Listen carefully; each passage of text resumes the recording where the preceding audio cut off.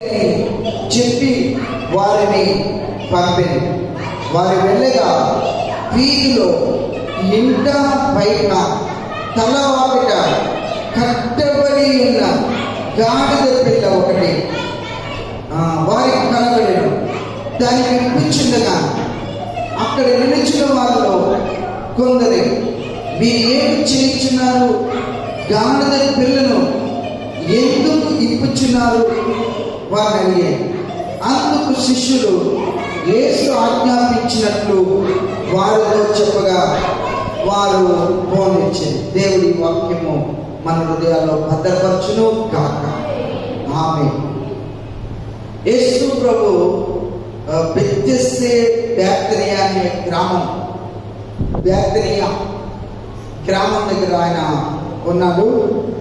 యేసు ప్రభుకున్న 12 మంది శిష్యులను ఇద్దరిని పిలిచి మీకు ఎదురుగా ఉన్న గ్రామానికి మీరు వెళ్ళండి. అందుకే ఉదయకాల సమయంలో సిస్టర్స్, పిల్లలు, ఎవరు యూత్ పిల్లలు ఎవరు రాలేదు, సిస్టర్స్ పిల్లలే చాలా చక్కగా కార్యక్రమాన్ని నెరవేర్చారు. చాలా మంచిది. అలా చేయాలని ప్రభు చెప్పారు. ఆ రోజుల్లో కూడా మొట్టమొదటిగా కూడా యేసు ప్రభు మీరు వెళ్ళండి, కట్టబడి ఉన్న గాడిద మీకు కనబడుతుంది, దాని పిల్ల కనబడుతుంది, మీరు ఆ కట్ల విప్పండి. విప్పుతున్నప్పుడు దాని వాడు వస్తాడు, అధికారి వస్తాడు, మీరు ఎందుకు విప్పుచున్నారు అని అడుగుతాం. ఇది ప్రభుకు కావలసిందని మీరు చెప్పండి, వెంటనే మీరు పంపిస్తారన్నారు. అదే విధంగా చెప్పారు, వారు పంపించారు. దేవుని పిల్లరా, ఇక్కడ ప్రభు ఒక మంచి మాట వాడాడు. ఇది ప్రభువునకు కావలసి ఉన్నది. సాధారణంగా ప్రభు దేవుడు, ప్రభు సర్వలోక సృష్టికర్త, ప్రభు జీవాధిపతి. అటువంటి జీవం కలిగిన రారాజు కావాల్సింది ఏంటంటే గాడిద. సాధారణంగా జంతువుల్లో గాడిదకి విలువ లేదు, అంత ఘనత కూడా లేదు, దాన్ని ఎవరు పట్టించుకోరు. ఆ రోడ్ల మీద సంతల్లో విడిచిపెడతారు, అందుకే తిరుగుతుంది. అటువంటి గాడిదని యేసు ప్రభు కోరుకున్నాడు, ఎన్నుకున్నాడు. అది నాకు కావలసి ఉందని ప్రభు చెప్పాడు.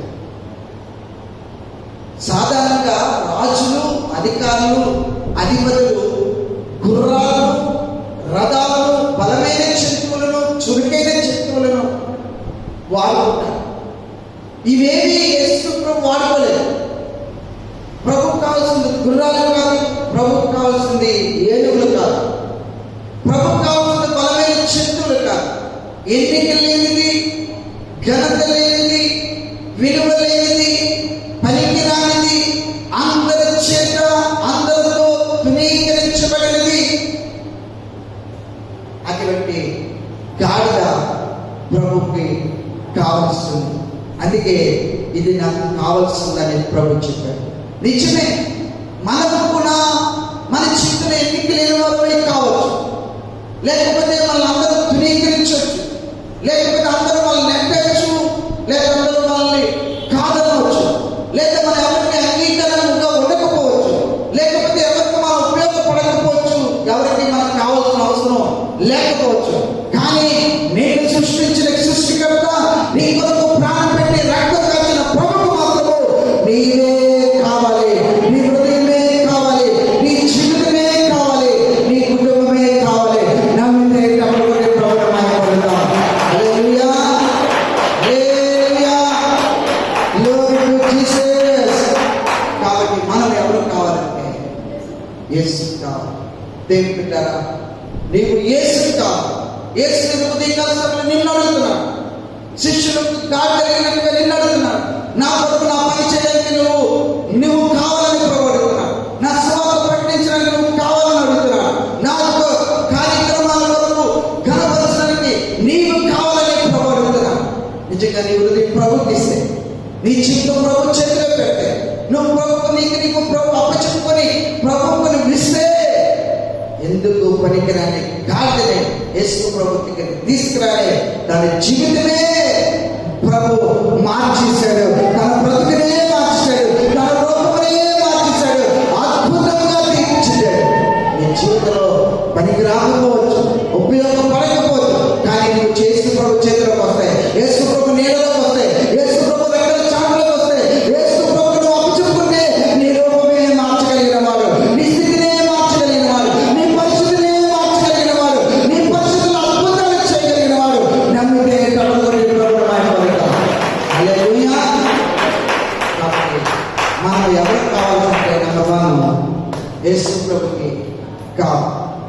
పువ్వుగా చాలా చక్కగా అందంగా ఉదయాన్నే పుష్పిస్తుందా, అది వికసిస్తుందా, అది చాలా అందంగా ఉంటుంది.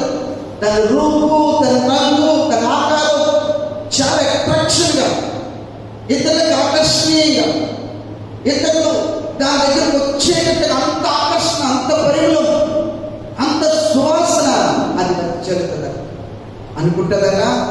దేవా, నన్ను నువ్వు సృష్టించావు, ఇంత రూపునిచ్చావు, ఇంత రంగునిచ్చావు, ఇంత చక్కటి ఆకారం ఇచ్చావు, ఇద్దరు నన్ను ఆకర్షించే కృపనిచ్చావు. ప్రభా, నేను పొద్దు రాకమునిపై నేను పుష్పించాను, పొద్దు వాడకమునిపై నన్ను నీ కొరకు వాడుకో ప్రభా, నీ కృప కొరకు వాడుకో ప్రభా, నీ ఘనత కొరకు వాడుకో ప్రభా, నీ కొరకు వాడుకో ప్రభా అని తనకు తాను అర్పించుకుంటాను. ఎంత విలువేంటి, నేను వాడుకోకమునిపే, ఆ చెట్టులోంచి నేను కిందకి రాలిపోకమునిపే, నా జీవితము కోల్పోకమునిపే, నా బలము, నా శక్తి, నా జ్ఞానము, నా తెలివి, నా ఆయుష్, నా ఆరోగ్యం, ప్రభు, నా చదువు, నా ఉద్యోగం, నా పని నీ కొరకే వాడబడాలి ప్రభా, నీ కృప కొరకే వాడబడాలి ప్రభా, నన్ను నీ మహిమ కొరకే వాడబడాలి. దేవుడు మనం ప్రభు కొరకు వాడబడాలి, క్రీస్తు కొరకు వాడబడాలి. అందుకే ఎన్నిక లేని దాన్ని దేవుడు అయితే నాకు కావాల్సి ఉందని అడిగాడు. యేసు ప్రభు కావాల్సింది ఏంటో తెలుసా? నీవే, నీ మంచి హృదయమే, నీ మంచి మనసే, నీ మంచి జీవితమే క్రీస్తు కావాలి. రాగలవా క్రీస్తు దగ్గరికి? ఇవ్వగలవా నీ హృదయం? సమర్పించగలవా నీ జీవితం? కొన్ని గంటలు మోకరించి ప్రార్థన చేయగలవా? కొంత సమయం ప్రభు వెచ్చించి ప్రభుతో కలిసి నడవగలవా? ప్రభు సువార్త ప్రకటించగలవా? ప్రభు ఇతరులకి సాక్షిగా ఉండగలవా? ఈరోజు నీవే కావాలి ప్రభు, నీ స్వరం కావాలి, నీ పాట కావాలి, నీ మాట కావాలి, నీ చూపు కావాలి, నీ నడక కావాలి, అసలు టోటల్గా నీవే ప్రభు కావాలి. నమ్మకం ఈ శ్రేష్టమైన ఈ మంచి ఆదివారం రోజున ప్రభా నీ చేతులకు ఇస్తున్నాను ప్రభా. అందుకని నేను చాలా మంది స్త్రీలు, చాలా మంది బిడ్డలు తన రోజంతా ప్రభు సమర్పించి స్వార్థ ప్రకటించారు. 1 నెలలో భయంకరమైన ఎండలో రాజస్వార్థను ప్రకటించారు. వారు కష్టపడి పత్రికలు పంచారు. కొన్ని సమస్యలు ఎదురే, కొంతమంది శత్రువులు ఎదురే, కొంతమంది అడ్డంచారు, ఆటంకాలు వచ్చారు. ఎన్ని అడ్డంచారు, ఒక గ్రామస్తులే ఆటంకి వచ్చారు. యేసయ్య ముందు ఏ అడ్డుగా ఉన్న ప్రతి ఆయుధము యేసయ్య ఎదుట ఏ ఆయుధము కూడా వర్ధలతో నమ్మితే కబడి ప్రభుత్వం మాయపడతాం. కారణం ఆయన రాజులకు రాజు, ఆయన ప్రభులకు ప్రభు. ఇందాక చదివించినట్లుగా భూమి ఆకాశాలు ఆయన వశంలో ఉన్నాయి. కాబట్టి ఆయన ఎదుట ఏ ఆయుధము వర్ధలు, ఏ బలము వర్ధలు, ఎవరు ఆయన ఎదుట నిలబడలేదు. క్రీస్తు పక్షాన ఉన్నాం, క్రీస్తు తరపున ఉన్నాం, దేవుడి పక్షాన ఉన్నాం, దేవుడి సేవకుల పక్షాన ఉన్నాం, దేవుడి మందిరం పక్షాన ఉన్నాం. దేవుడి పక్షాన నీవున్నప్పుడు ఈ యెహోవాకు విరోధమైన ఏ ఆయుధము కూడా నవద్యలను నమ్మితే కబడి ప్రభుత్వం అయిపోతాం. ఈ ఎదుట ఏ ఒక్కరు నిలవలేదు. యోషువతో ప్రభు అన్నాడు, నేను నీ పక్షాన ఉండగా. యోషువ గ్రంథం 1వ అధ్యాయం, యోషువ గ్రంథం 1వ అధ్యాయం 6వ వచనం చదవండి. యోషువ గ్రంథం 1వ అధ్యాయం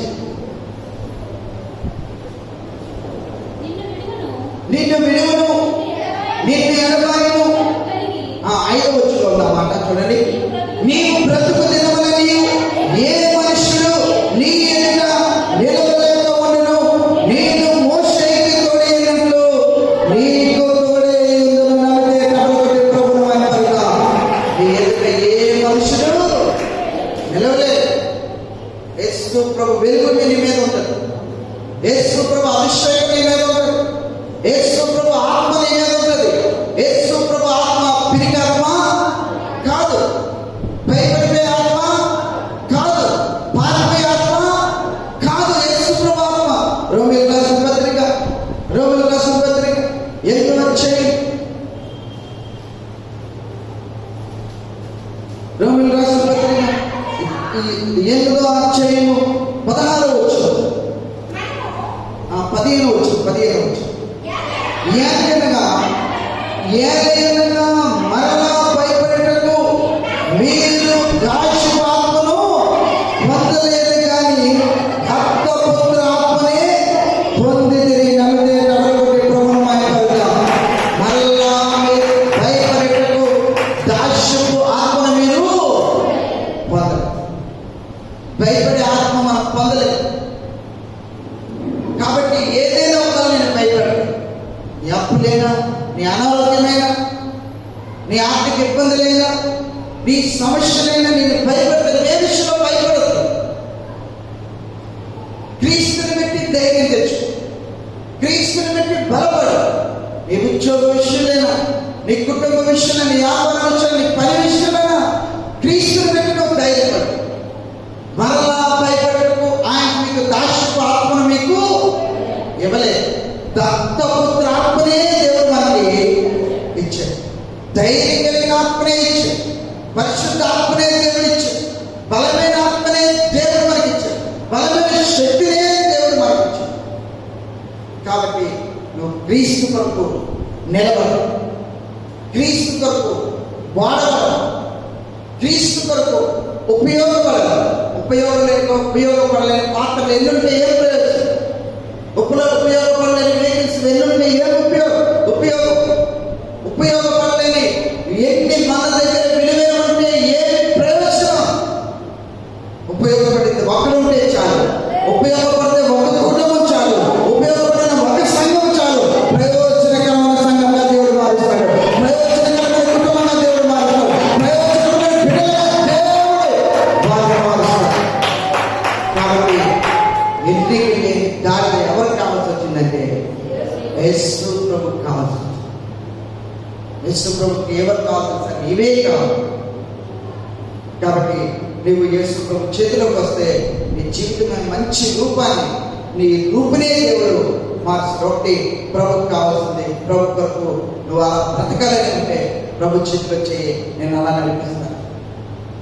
రెండోదిగా మార్కు సువార్త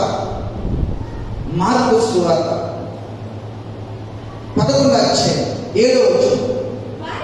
వారు ఆ గాడిద పిల్లను యేసునొద్దకు తోలుకొని వచ్చి తమ బట్టలు దానిపైన వేయగా ఆయన దాని మీద కూర్చుండెను. చూడండి ఎంత మంచి మాట రాశారు. అనేకులు తమ బట్టలు దాని పొడుగునా పరిచిరి. కొందరు తాము పొలములో నరికిన కొమ్మలను పరిచిరి. మరియు ముందు వెలుచున్న వారు, వెనక వచ్చుచున్న వారు, జయము ప్రభు పేరు వచ్చేవారు స్తుతింపబడును గాక. ఆమేన్. ఆ గాడిద పిల్లని ఎక్కడ తీసుకొచ్చాడంటే యేసు ప్రభు దగ్గర తోలుకొని. చూడండి, అది కట్ల చేత కట్టబడ్డది, బంధకాల చేత కట్టబడ్డది. చాలా మంది ఆ కట్ల పెంచుకొని బయటికి క్రీస్తు దగ్గర రాలేకపోతున్నారు. ఆ పాపమనే కట్లు, ఆ పాప ఆలోచననే కట్లు, ఆ పాప చూపులనే కట్లు, ఆ పాప వ్యసనమనే కట్లు, ఆ దాగుడనే కట్లు, ఆ భయంకరమైన శరీరేచ్ఛలు కలిగిన కట్లు నుంచి క్రీస్తులో రాలేకపోతున్నారు. నువ్వు ఏ కట్ల చేత కట్టబడి ఉన్నావో క్రీస్తు దగ్గర తోలుకొని వస్తే నీ కట్లన్నింటినీ, నీ బంధకాలన్నింటినీ, నీ సంఖ్యలన్నింటినీ విడిపించేవాడు, పెంచేవాడు. నీ కట్లన్నింటినీ విడిపించి పరదాలుగా నడిపించేవాడు. కట్లన్నీ విడిపించి ఆయన దారి పరుగు వేదనే ప్రాంతం నుంచి యెరూషలేము వీధిలో వరకు కూడా, ఆ పట్టణం వరకు కూడా, ఆ పరిశుద్ధ పట్టణం వరకు కూడా ప్రజలందరూ ఇలాంటి చక్కటి విలువైన ఇలాంటి మ్యాటి అన్ని పేర్చి, కొందరు పొలంలో కొన్ని కొమ్మలు నరికి ఆ కొమ్మలన్నీ మార్గం అంతా కూడా పరిచి ఆ గాడిదని ఆ పరదాల మీద యేసు ప్రభు ఎప్పుడైతే ఎక్కాడో, యేసు ప్రభు దగ్గరికి ఎప్పుడైతే వచ్చిందో, యేసు ప్రభు ఎప్పుడైతే లోబడిందో, యేసు ప్రభు దాని మీద ఎక్కాడో వెంటనే దాని ఆకారం, దాని రూపం అన్నీ మారిపోయాయి. ఘనత లేని దానికి దేవుడు ఘనతనిచ్చాడు, విలువ లేదానికి విలువిచ్చాడు, ఎన్నిక లేని దాన్ని దేవుడు వేడుకున్నాడు. ఎంత కృప! వేడుకొని దాని మీద కూర్చొని ఆయన చక్కగా ఆ యెరూషలేము వీధిలో నడుచుకుంటూ వెళ్తున్నాడు. దేవుని బిడ్డలారా, ఒక గాడిద ఎవరి కొరకు వాడబడదంటే దేవాది దేవుని మహిమ కొరకు, దేవుని ఘనత కొరకు, ఆ సర్వోన్నతిని దేవుని యొక్క జయము కొరకు. అందుకే యేసుప్రభు ఎవరో తెలుసా? జయశీలుడు, జయాన్ని ఇచ్చేవాడు, జయశీలుడు, విజయాన్ని ఇచ్చేవాడు, విజయశీలుడు. భక్తుడు అంటాడు, నా హృదయశీలుడు ప్రభు, నా హృదయానికి ప్రభా తండ్రి, నా ప్రభా, నా హృదయానికి ప్రభా తండ్రి, అధికారమైన దేవుడు ప్రభు, నా హృదయశీలుడు ప్రభు, నా హృదయ సింహాసనం మీద ఆశ్చర్యమైన దేవుడు, నా ప్రాణనాథుడు ప్రభు, యేసునాథుడు. ఆ గాడిద యొక్క జీవితాన్ని ఎవరికి ఇచ్చిందంటే యేసు ప్రభుకి ఇచ్చింది.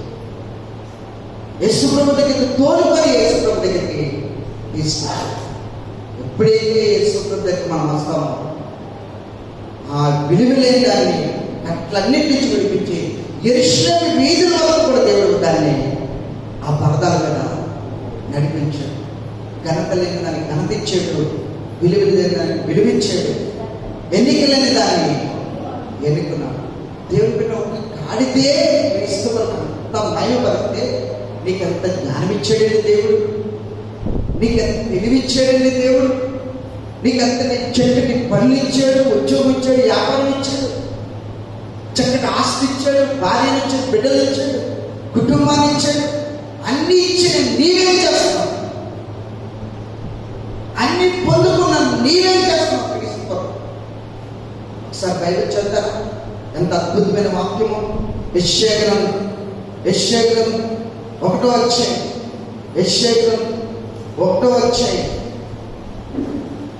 2వ వచనం. యెహోవా మాట్లాడుచున్నాడు. అందరూ బైబిల్ తీయండి, అందరూ చక్కగా యెషయా గ్రంథం 1వ అధ్యాయం 2వ వచనం అందరూ బైబిల్ చూడండి. యెహోవా మాట్లాడుచున్నాడు, ఆకాశమా ఆలకించుము, భూమి చెవియెక్కుము, నేను పిల్లలను పెంచి గొప్పవారిగా చేసి తిని వారు నా మీదే తిరగబడి ఉన్నారు. ఎద్దు తన కామందులెందును, గాడిద తన సొంత వారిని కొట్టి తెలుసుకొనెను. ఇశ్రాయేలు ప్రజలకి తెలివి లేదు, నా జనులు యోచించరు. జనులు యువనడా, ఒక యువనస్తులారా, ఏంటి యోచన? ఏంటి నీ ఆలోచన? ఏంటి నీ తలంపు? ఏంటి నీ ఉద్దేశం? ఏంటి నీ ప్రణాళిక? ఎద్దు తన కామాతను ఎరుగును. నోరు లేని ఎద్దు, ఎద్దన్నా తన యజమానుడెవరో, తన పోషించేవాడెవరో, తన నడిపించేవాడెవరో, తన మీద అధికారం కలిగిన వాడెవరో, ఎంతటా తన యజమానుట తెలుసుకుంటాడు. నీ కొరకు ప్రాణం పెట్టి, నీ కొరకు 3 మేకల మీద ఆకాశానికి భూమి మధ్యలో వేలాడబడిన క్రీస్తు ప్రేమను వెతికి తెలుసుకోలేకపోతున్నాం. క్రీస్తు మరణాన్ని ఎందుకు తెలుసుకోలేకపోతున్నాం? క్రీస్తు త్యాగాన్ని ఎందుకు తెలుసుకోలేకపోతున్నాం? ఆయన ప్రేమను తెలుసుకుంటే, ఆయన యొక్క ప్రేమను ఒక్కసారి యెహోవా ఉత్తముడని రుచి చూసి తెలుసుకుంటే, కంఠములో ప్రాణం ఉన్నంత వరకు ఆయన మనల్ని ఎన్నడూ విడిచిపెట్టము. ఊపిరి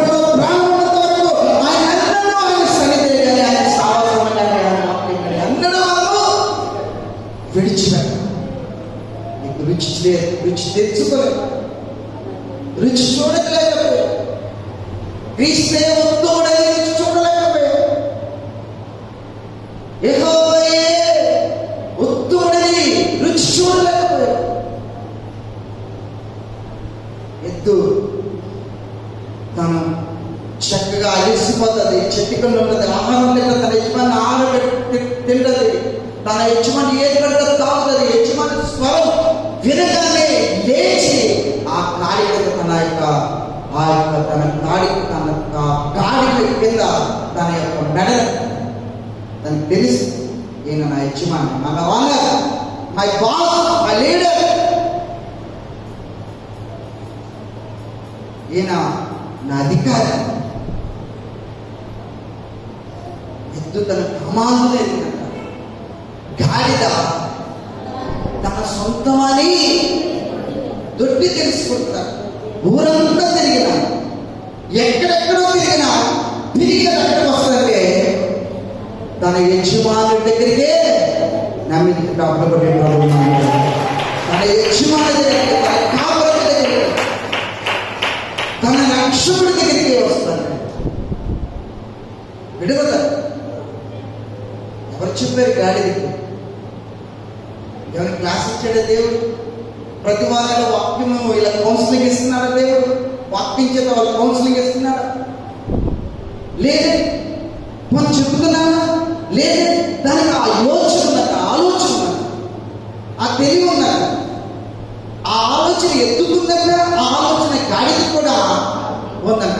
అంటూ ఒక ఎద్దును ఒక గాడిదను పోలిస్తూ ఇశ్రాయేలుకు ఏం లేదంటే బుద్ధి లేదు,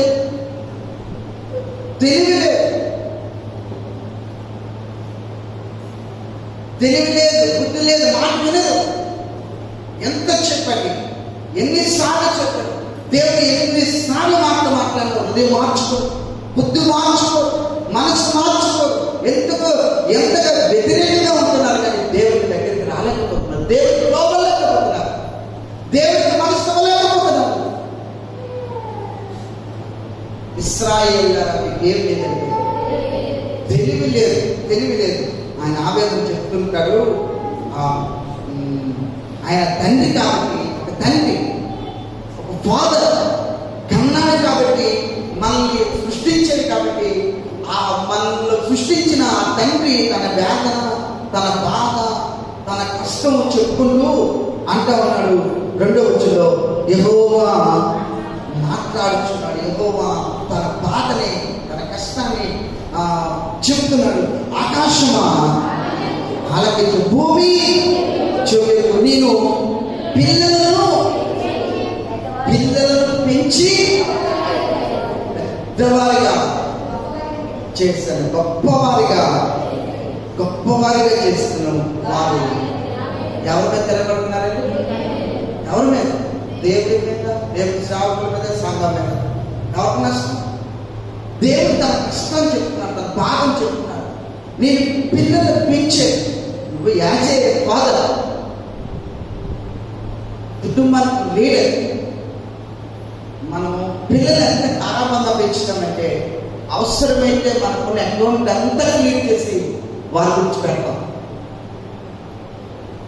మనం నిల్లైనా పర్వాలేదు, మన పిల్లలు ఎడ్యుకేషన్లో బాగుండాలి, హెల్త్లో బాగుండాలి, వారు మంచి భవిష్యత్తు ఉండాలని మనం బ్యాంకు నిల్లైపోయినా, మన బ్యాలెన్స్ నిల్లైపోయినా వారికి పెట్టడానికి చూస్తాం, వారికి ఇవ్వడానికి చూస్తాం, వారి అవసరం తీర్చడానికే చూస్తాం. ఆ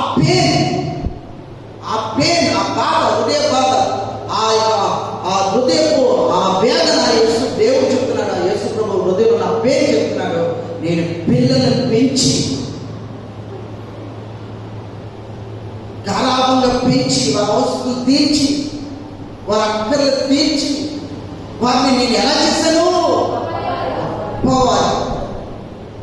గొప్పవారు కావాలి. పేదరికాన్ని తీసివేస్తాను, వారి కష్టాన్ని తీసివేస్తాను, వారి దరిద్రం తీసివేస్తాను, వారి సమస్యను తీసివేస్తాను, వారికి నా కష్టాన్ని తీసివేస్తాను. నేను ఎలా చేశానంటే కట్టుకోవడానికి మంచి బట్టలు ఇచ్చాను, కొట్టడానికి ఇల్లు ఇచ్చాను, తినడానికి తిండి ఇచ్చాను, పని చేసుకోవడానికి సమస్యలు ఇచ్చాను, వ్యాపారం చేసుకోవడానికి సమస్యలు ఇచ్చాను.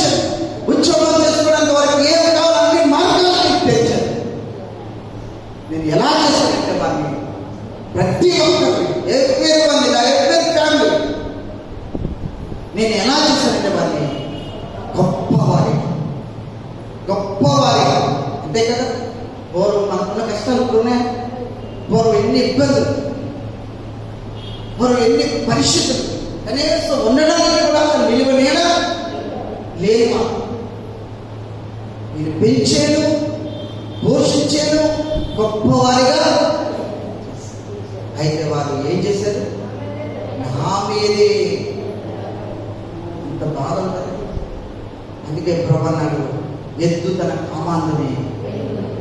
నిజంగా భక్తుడే, నిజంగా విశ్వాసం అయితే, నిజంగా మంచి మనసు ఉంటే ప్రభు నన్ను క్షమించాడు. ఇక్కడ నుంచి నీ మాటే ఉన్నాను. గాడిద లోబడినట్లుగా, ఎద్దు యజమానుడు లోబడినట్లుగా, సొంత వాణి దొరికి తెలుసుకుని నిజంగా దేవుడి దగ్గర ఉన్న సురక్షతో, దేవుడి దగ్గర ఉన్న క్షేమం, దేవుడి దగ్గర ఉన్న ఆశీర్వాదం, దేవుడి దగ్గర ఉన్న ఆ అభివృద్ధి, దేవుడి దగ్గర ఉన్న ఆశీర్వాదం ప్రపంచంలో ఎక్కడా లేదు. అందుకే కమలతో ప్రభుత్వం ఆయన ఎందుకంటే రెండు చెల్లెలు దేవుడు ఎక్కడ లేదు. The wonderful God, the wonderful blessing, అద్భుతమైన ఆశీర్వాదంతో దేవుడు తింటారు, ఒక అద్భుతమైన దీవులతో దేవుడు తింటారు. ద మెరికల్ చేస్తాడు, మంచి అద్భుతమైన కార్యాన్ని పక్షాన్ని దేవుడు చేస్తాడు. ఎప్పుడు తెలుసా? ఎద్దు గమాంది జరిగిందంట. గాడిద తన సొంతమని గట్టి తెలుసుకున్నాను. నిజంగా ఆయన తెలుసుకుంటే ఆయన విడిచిపెట్టాను. రాత్రి పగలు విడిచిపెట్టాం. వీళ్ళు చాలా మంది స్త్రీలు, చక్కటి స్త్రీలు, రాత్రి పగలు 4 ప్రార్థనలు, 5 ప్రార్థనలు, ఉదయకాల ప్రార్థనలు, సువార్తలు కంటిన్యూగా. మరి పనులు ఎప్పుడు చేసుకుంటున్నారో తెలియదు, కానీ ప్రతి ప్రాంతంలో కొంతమంది స్త్రీలు కనబడుతున్నారు. దేవుని బిడ్డలారా, వారికి ఉన్న బలమే చాలా అద్భుతంగా ఉంటారు. అది మనిషి ఇచ్చే బలము కాదు, దేవాన్ని దేవుడిచ్చే బలము, సమృద్ధి దేవుడిచ్చే బలం. ఆయన ఇచ్చిన బలం ఎలా ఉందో తెలుసా? నీ గిన్నె నిండి పొర్లి పారేటట్లుగా దేవుడిస్తాడు. ఇలా తెలుసా? ఆయన రుచి చూసి తెలుసుకుంటాం. ఆయన మనం తెలుసుకుంటే ఎన్నడూ ఆయన మనము విడిచిపెట్టాం. కాబట్టి ఇప్పటికైనా ఆయన దగ్గరికి ఆ గాడిద వచ్చినట్లుగా వచ్చినప్పుడు, ఆ గాడిద ఆ యజమాని తెలుసుకున్నట్టుగా మనం తెలుసుకుంటే, ఆ ఘనత లేని దానికి ఘనతిచ్చాడు, విలువ తెలియలేని దానికి విలువించాడు, ఎన్నిక లేని దాన్ని ఎన్నుకున్నాడు. ఎంత కృపనిచ్చాడు. నిజంగా గాడిద విలువ ఉందంటారు. విలువ లేదు. విలువ లేని వారికి ఏమిచ్చాడంటే విలువిచ్చాడు. మన జీవితాలు కూడా విలువగా మార్చేస్తాడు. మన జీవితాలు కూడా దేవుడు విలువగా మారుస్తాడు. కుటుంబాలు విలువగా మారుస్తాడు. పరిస్థితులు విలువగా మారుస్తాడు. స్థితిగతులే దేవుడు విలువగా మార్చేస్తాడు. నమ్మితే 2 చేతులు దేవుడు ఎప్పుడైనా ఆయనకి అలా మనము లోబడినప్పుడు, అలా మనము ఆయన కృపలో ఎత్తినప్పుడు. నెంబర్ 3 చివరిగా మార్క్స్ వార్త 11వ అధ్యాయం. మార్క్స్ 11వ అధ్యాయం 10వ వచనం. వచ్చుచున్నవాడు, వచ్చుచున్న మన తండ్రి అయిన దావీదు రాజ్యము స్తుతింపబడును గాక, సర్వోన్నతమైన స్థలములలో జయము అని కేకలు వేయించుండి. దేవునికి స్తోత్రం. చూడండి, ఆయన అలా వెంబడిస్తూ ఆ ప్రజలందరూ అలా కనపరుస్తున్నప్పుడు, ఆయన స్తుతిస్తూ ఆయన మహిమపరుస్తున్నప్పుడు మంచి మాటలు అక్కడ వాడేది. ప్రభు పేరు వచ్చేవాడని, దావీదు పేరు వచ్చేవాడని, దేవుని కుమారుడని ఆ మాటలన్నీ అన్ని గ్రంథాల్లో వాడారు. ఆయన సర్వోన్నతిని స్థలంలో జయము అని కేకలు. చివరిగా 3వదిగా ఆయన ఏమిస్తారో తెలుసా? జయమిస్తారు. జీవితంలో అపజయాలు పొందేవారు, అవమానాలు పొందేవారు, ఎక్కడికి వెళ్ళినా ఫెయిల్యూర్ అయిపోతున్నారు, ఏది ఆశించినా అది దొరకట్లేదని, కొన్ని జీవితంలో కోల్పోయేవారు, కొన్ని పోగొట్టుకున్నవారు, నిరాశ పొందారు, నిస్పృహ పొందారు, వెనక తట్టు చూడదు, లోకం తట్టు చూడదు, పాపం తట్టు చూడదు, దేవుని శాసనాల వైపు చూడు, దేవుని మార్గాల వైపు చూడు. ఈ ప్రభు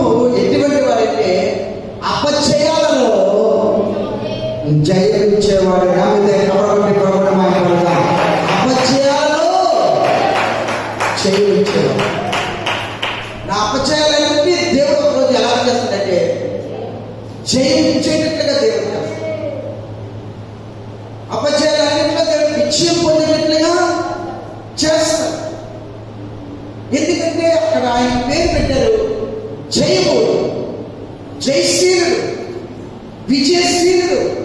మా జీవితాల్లో విజయ పథకంలో నువ్వు నడిపిస్తావు. జయమే ఓషన్నా, జయమే.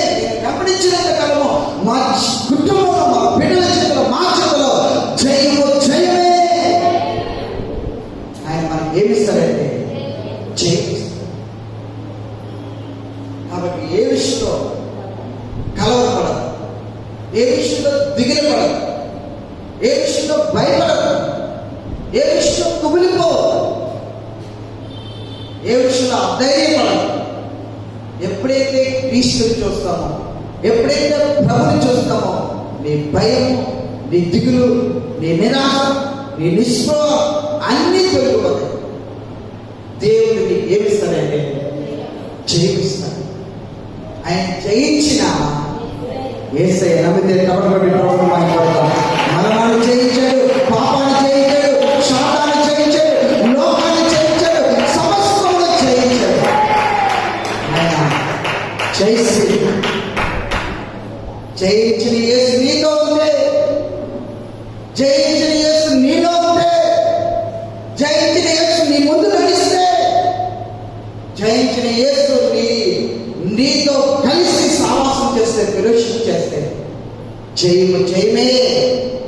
జీవితకాలం అంతా జయమే, బ్రతుకు దినాలని జయమే. వెళ్ళే ప్రతి చోట, నువ్వు చేసే ప్రతి పనిలో, ప్రతి ఉద్యోగంలో, ప్రతి ట్రైన్లో, ప్రతి ప్రయత్నంలో జయాన్ని ఇచ్చేవాడు ఆయనే. జయంతో నింపేవాడు ఆయనే. జయోత్సవాలతో ఊరేగించేవాడు ఆయనే. అందుకే ఆయన జయాన్ని ఇస్తాడు. ప్రకటన గ్రంథం 3వ అధ్యాయం 20వ వచనం. ప్రకటన గ్రంథం 3వ అధ్యాయం, ఇదిగో నేను తలుపు తట్టుచున్నాను. ఎవరైనా నా స్వరం విని తలుపు తీసిన యెడల నేను అతనికి వచ్చి అతనితో నేను, నాతో కూడా అతను భోజనం చేయము. నేను జయించిన నా తండ్రితో కూడా ఆయన సింహాసనమందు కూర్చుండి ఉన్న ప్రకారము జయించిన వారిని నాతో కూడా నా సింహాసనం మీద కూర్చుండవచ్చును. సంఘములతో ఆత్మ చెప్పుచున్న మాట చెవులు గలవాడు ఆమేన్. నేను ఎక్కడున్నాను? తలుపు దగ్గరే ఉన్నాను.